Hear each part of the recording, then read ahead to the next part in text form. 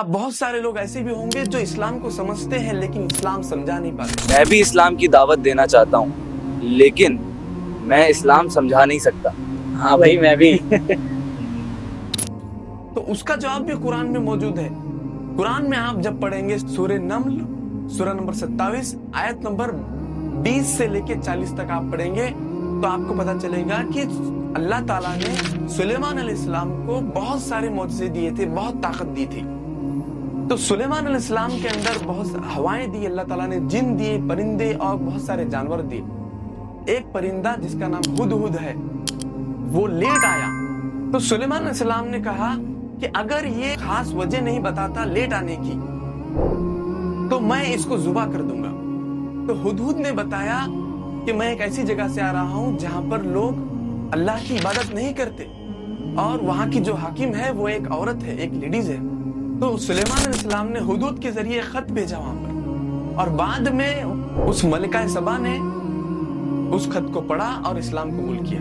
تو میرے بھائیوں, جو لوگ اسلام کو سمجھتے ہیں لیکن اسلام سمجھا نہیں سکتے وہ کم از کم ہدہد پرندے کے جیسا تو کام کر سکتے ہیں. کم از کم ان لوگوں کو تو اپنے دوستوں سے ملاؤ جو اسلام کو جانتے بھی ہیں اور اسلام کو سمجھا بھی سکتے ہیں.